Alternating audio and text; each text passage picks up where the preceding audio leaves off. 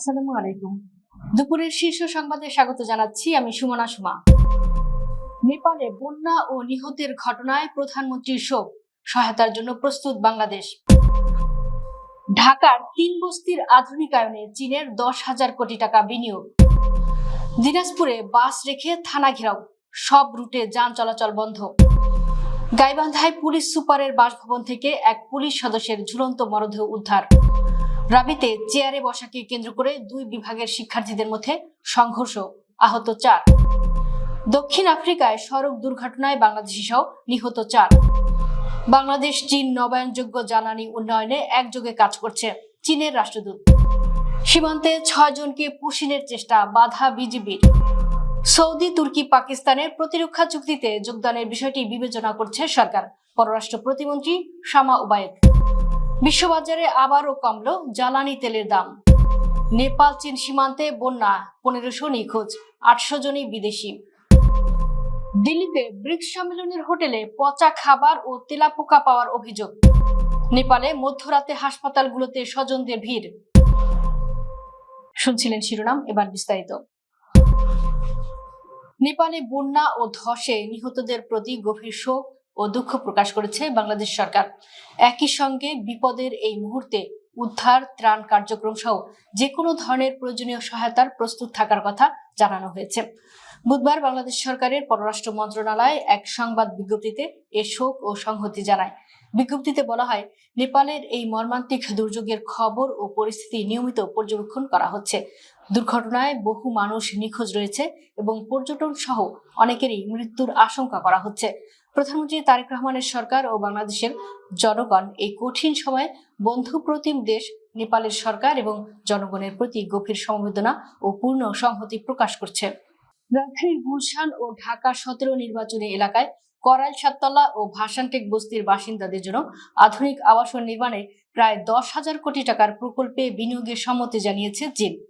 তবে একসঙ্গে পুরো বিনিয়োগ সম্ভব না হলে অগ্রাধিকার ভিত্তিতে পর্যায়ক্রমে বিনিয়োগ করবে দেশটি। বৃহস্পতিবার সচিবালয়ে স্থানীয় সরকার, পল্লী উন্নয়ন ও সমবায় মন্ত্রী ডক্টর আব্দুল মঈন খানের সঙ্গে সৌজন্য সাক্ষাতের সময় বাংলাদেশে নিযুক্ত চীনের রাষ্ট্রদূত ইয়াও ওয়েন এর সম্মতি দেন। বৈঠক শেষে স্থানীয় সরকার, পল্লী উন্নয়ন ও সমবায় প্রতিমন্ত্রী মীর শাহে আলম সাংবাদিকদের এ তথ্য জানান। দিনাজপুর জেলা মোটর পরিবহন শ্রমিক ইউনিয়নের নেতা শেখ বাদশাকে গ্রেফতারের প্রতিবাদে দিনাজপুর থেকে সব রুটে যান চলাচল বন্ধ করে দিয়েছে শ্রমিকরা। বৃহস্পতিবার সকাল 7টা থেকে জেলা শহরের পাশাপাশি অভ্যন্তরীণ ও আন্তঃজেলা সড়কের বিভিন্ন পয়েন্টে আড়াআড়িভাবে বাস রেখে অবরুদ্ধ করে রাখে ক্ষুব্ধ শ্রমিকরা। একই সঙ্গে শহরের প্রবেশ পথে বাস আড়াআড়ি করে রেখে কোতোয়ালি থানা ঘেরাও করে বিক্ষোভ প্রকাশ করেন তার সহকর্মী শ্রমিকরা। সড়ক অবরোধের কারণে দূরপাল্লার বাস সহ সব রুটের যান চলাচল পুরোপুরি স্তব্ধ হয়ে পড়েছে।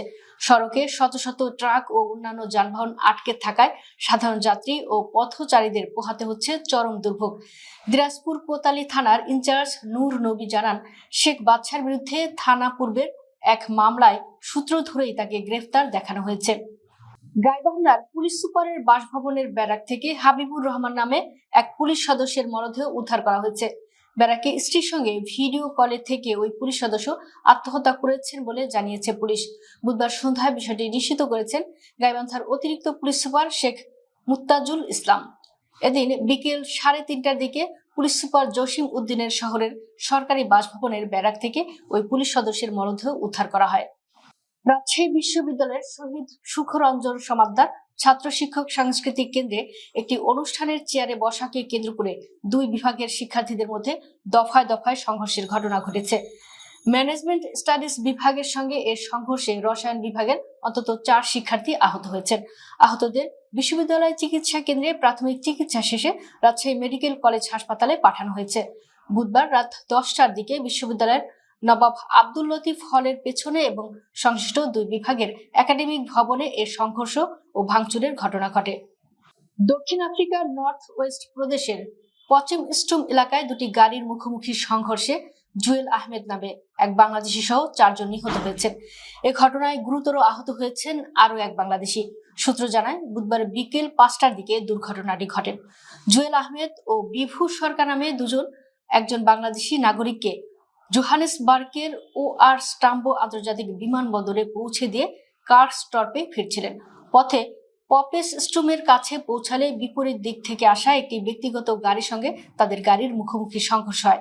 এতে ঘটনাস্থলে জুয়েল আহমেদ নিহত হন। অপর গাড়িতে থাকা 3 শ্বেতাঙ্গ নাগরিকও প্রাণ হারান। গুরুতর আহত বিভু সরকারকে উদ্ধার করে স্থানীয় হাসপাতালে ভর্তি করা হয়েছে। বাংলাদেশে নিযুক্ত চীনের রাষ্ট্রদূত ইয়াও ওয়েন বলেছেন, বাংলাদেশের বর্তমান জ্বালানি সংকট মোকাবেলায় চীন সক্রিয়ভাবে কাজ করছে।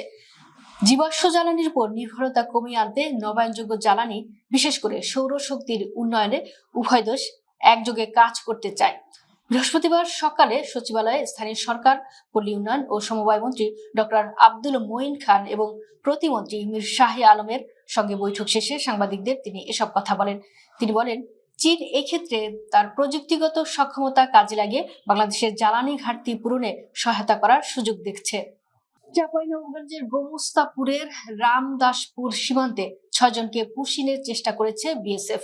বৃহস্পতিবার ভোর 6:30টার দিকে নওগাঁ ব্যাটালিয়ন 16 বিজিবির রামদাসপুর বিউপি এলাকায় সীমান্ত পিলার 216 এমপি দিয়ে এ ঘটনা ঘটে। বিজেপি জানায়, 12 বিএসএফ ব্যাটালিয়নের শমসের নগর বিএসএফ ক্যাম্পের সদস্যরা 6 জন পুরুষকে বাংলাদেশের অভ্যন্তরে পুশিনের চেষ্টা করে। খবর পেয়ে রামদাসপুর বিউপির টহল দল ঘটনাস্থলে পৌঁছে তাদের ভারতীয় সীমান্তের শূন্য লাইনের অভ্যন্তরে অবস্থানরত অবস্থায় শনাক্ত করে।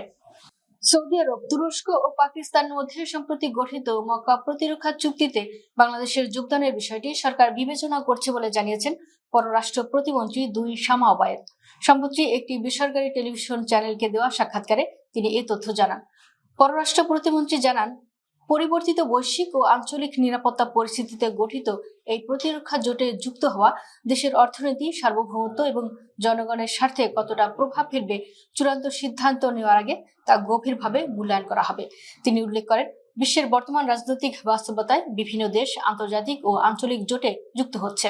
সার্ক, বিমস্টেক, ইন্দো প্যাসিফিক বা ব্রিক্সের মতোই বিশ্বজুড়ে একাধিক কৌশলগত জোটের বিস্তার ঘটছে। ইরান ও কাতারের সম্ভাব্য আলোচনায় হরমুজ প্রণালী আবার খুলে যাওয়ার প্রত্যাশায় বিশ্ববাজারে টানা কয়েকদিন ধরে জ্বালানি তেলের দাম কমেছে।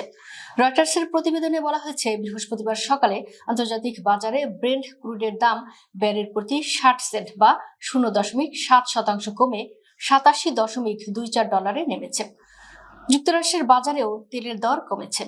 ওয়েস্ট টেক্সাস ইন্টারমিডিয়েট অপরিশোধিত তেলের দাম 56 সেন্ট বা 0.7% কমে ব্যারেল প্রতি $81.67 দাঁড়িয়েছে। নেপাল ও চীনের তিব্বত অঞ্চল জুড়ে ভয়াবহ বন্যায় প্রায় 1500 মানুষ নিখোঁজ রয়েছেন। নিখোঁজদের মধ্যে 28 দেশের অন্তত 800 জন বিদেশি নাগরিক। রয়টার্সের খবরে বলা হয়, বুধবার হিমালয়ের একটি নদীতে কাদা ও পাথরের বিশাল স্রোত নেমে আসার পর এই ভয়াবহ বন্যা দেখা দেয়। এখন পর্যন্ত 165 জনের মৃত্যুর তথ্য জানিয়েছে সংশ্লিষ্ট কর্তৃপক্ষ। পুলিশ ও পর্যটন কর্মকর্তারা জানিয়েছেন, নেপালে নিখোঁজ 826 জনের মধ্যে প্রায় 600 জনই বিদেশি। প্রায় 28 জনের নিখোঁজ পর্যটকদের মধ্যে 177 জন ভারতীয়, 63 জন যুক্তরাষ্ট্রের, 34 জন অস্ট্রেলিয়া, 33 জন ব্রিটেন এবং 25 জন কানাডার নাগরিক। দিল্লির অ্যারোসিটিতে ব্রিক্স সম্মেলনের জন্য তালিকাভুক্ত 2 5-তারকা হোটেলে খাদ্য নিরাপত্তা গুরুতর লঙ্ঘন ধরা পড়েছে। ভারতের খাদ্য নিরাপত্তা ও মান কর্তৃপক্ষ বুধবার পরিদর্শন শেষে আন্দাজ দিল্লি ও জেডব্লিউ ম্যারিয়ট হোটেলকে কারণ দর্শানো নোটিশ পাঠিয়েছে। আন্দাজ হোটেলে কনফেকশনারি সেকশনে 87 কেজি মেয়াদোত্তীর্ণ মিষ্টি পাওয়া যায়। সেগুলো সঙ্গে সঙ্গে জব্দ করে ধ্বংস করা হয়। এর পাশাপাশি মেয়াদ শেষ হওয়া স্টিকার লাগানো পাউরুটির প্যাকেট, কেকের বেস এবং পেস্ট্রি এলাকায় মাছি ও তেলাপোকাও দেখা গেছে। রান্নাঘরে নিরামিষ ও আমিষ খাবার আলাদা রাখার নিয়মও মানা হয়নি। 2 ধরনের খাবার কাটার বোর্ড একই পানির পাত্রে ডুবিয়ে রাখা হচ্ছিল। জেডব্লিউ ম্যারিয়ট হোটেলেও পরিস্থিতি ভালো নয়। প্রয়োজনীয় লাইসেন্স ছাড়াই ব্র্যান্ডের অধীনে খুচরা কার্যক্রম চালানো হচ্ছিল। পনির, খোয়া, ছানা ও মশলা জাতীয় প্রক্রিয়াজাত খাদ্য সামগ্রীতে উৎপাদকের ঠিকানা ছিল না। নেপাল তিব্বত সীমান্তে আকস্মিক বন্যার পর ভয়াবহ পরিস্থিতির সৃষ্টি হয়েছে।